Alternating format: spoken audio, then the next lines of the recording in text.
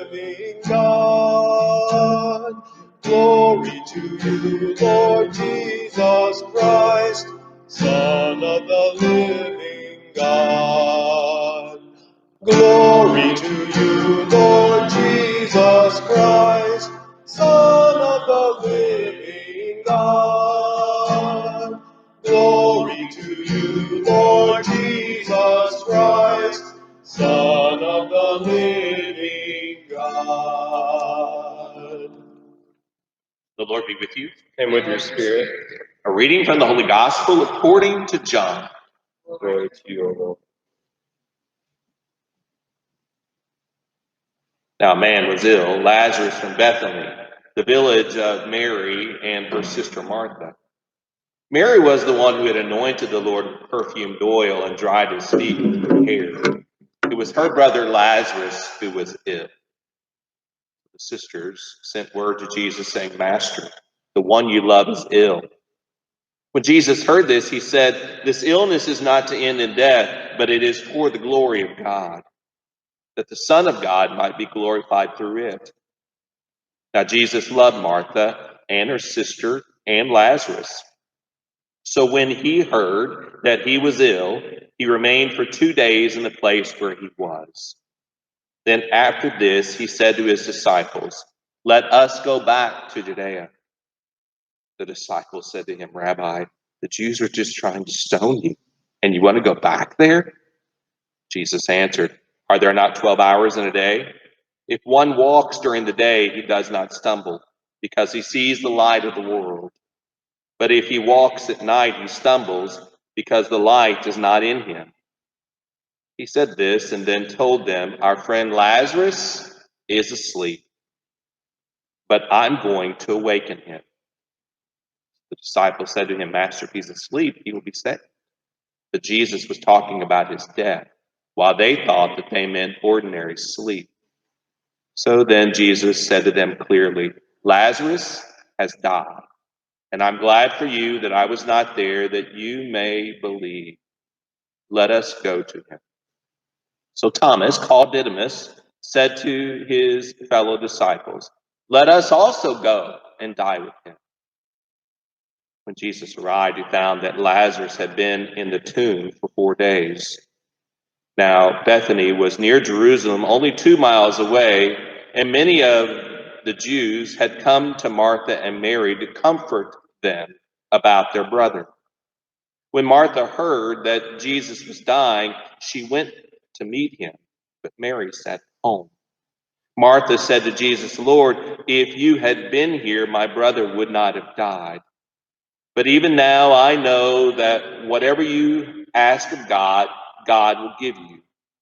Jesus said to her, Your brother will rise. Martha said to him, I know he will rise in the resurrection on the last day. Jesus told her, I am the resurrection and the life. Whoever believes in me, even if he dies, will live.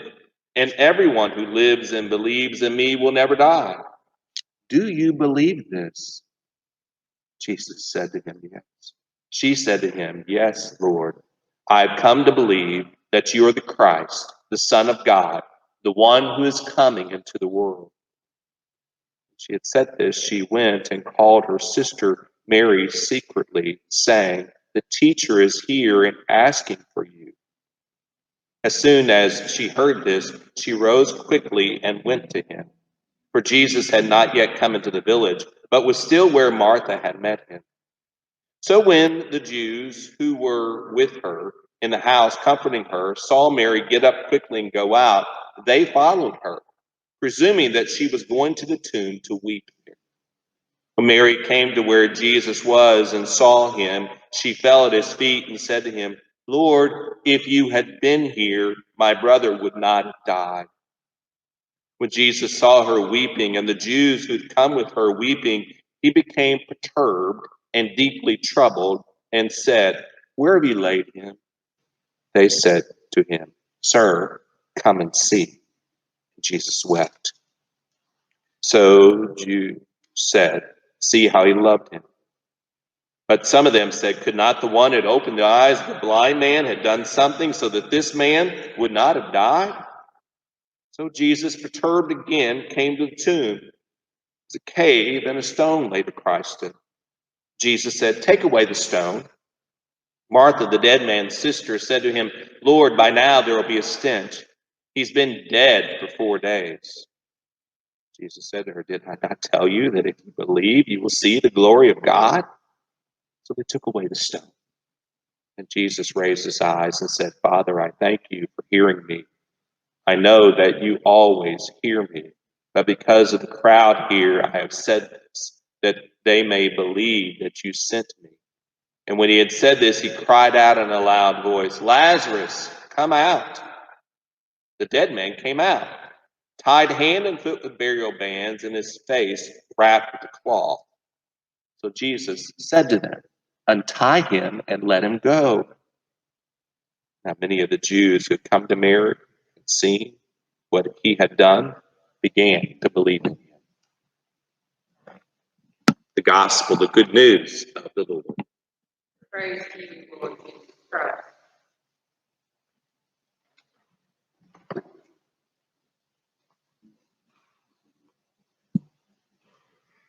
On Tuesday of this week, I began to really feel the reality of this situation that we find ourselves in because of this coronavirus pandemic.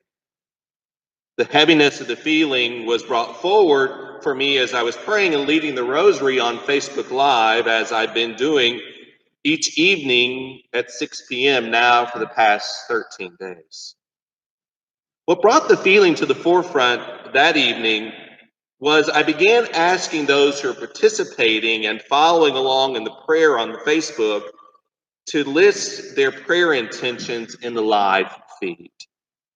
I then said that I would name some of the prayer intentions as a way for us to pray together and to pray for each other.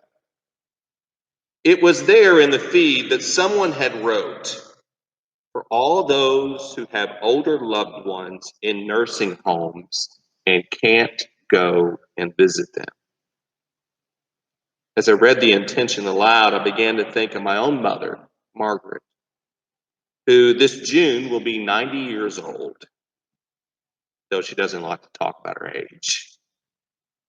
I just had to stop the prayer and feel the hurt and pain of the separation that poured out over me.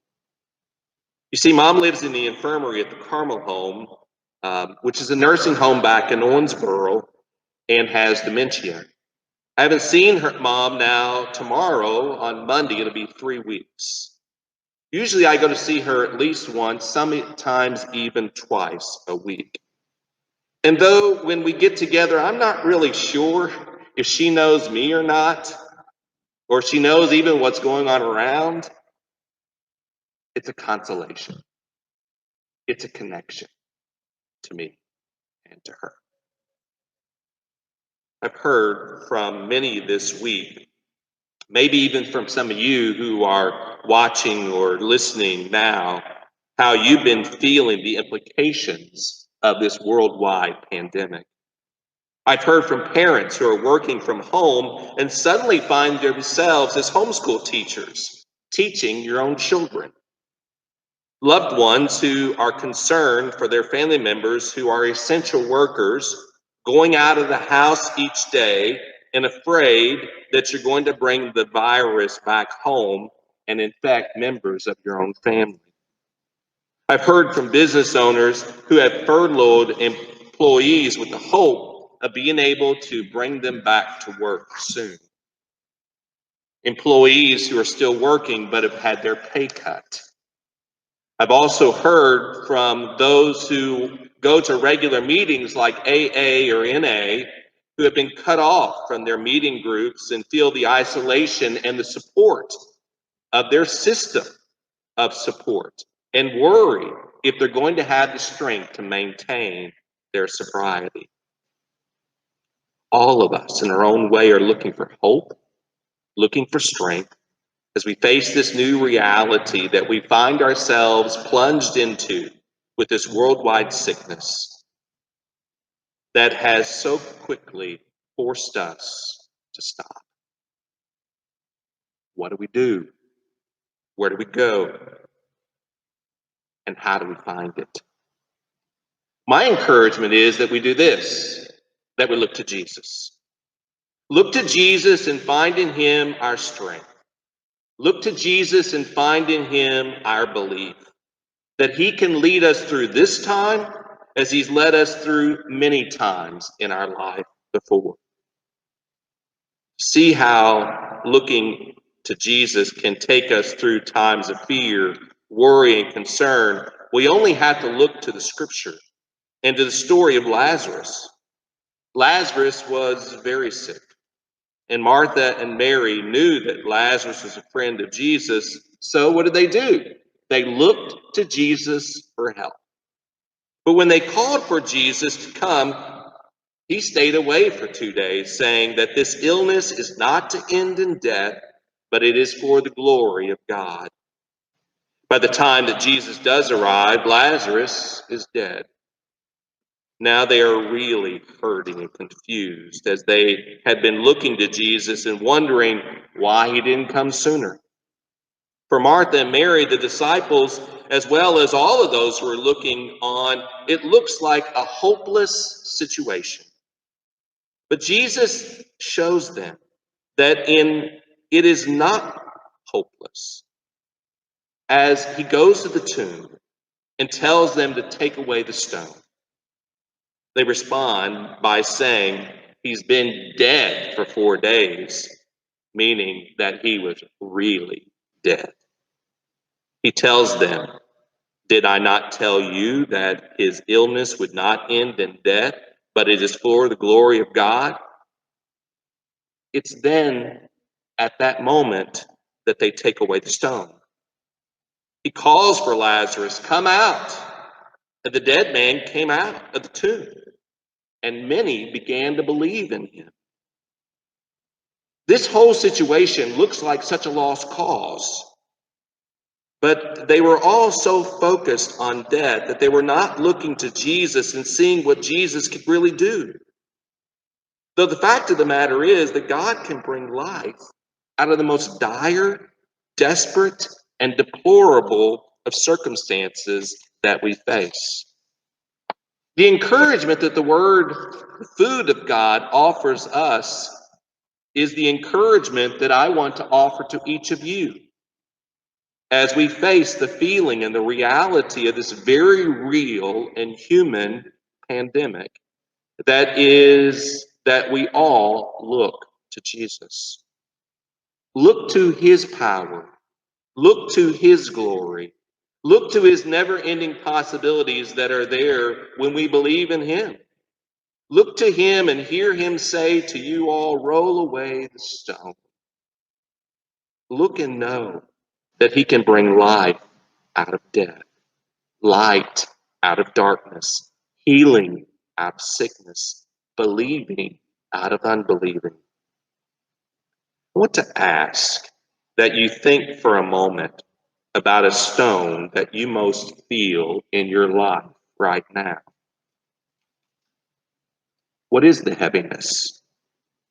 What is the hardship? What is the situation that you're facing that you don't know what you're going to do about? Once you have thought about what that stone is, I'd like to ask that you grab a piece of paper and a pen and perhaps write it down. And maybe even if you were with us on the first Sunday of Lent, that you would grab the journal that we gave out here at Christ the King and write it down there. Then I'd like to ask that you look to Jesus and prayerfully hear Jesus say to you to roll it away. Roll away that stone. Roll away that heaviness. Open up that tomb. And as you do feel that new life that he brings to you even now, and that feeling of worry and concern and sickness, let it dissipate. Maybe you have to push a little, or pull a little, or even grab someone else of your family and friends and ask them to help you to move it. Or even you have to ask God to help you out a little and roll it away. But as you do, grow. Grow in your belief about him, his love for you, and do not be unbelieving, but believe. Believe that as you keep looking to Jesus, that he will make you and all of us new. So look to Jesus and believe.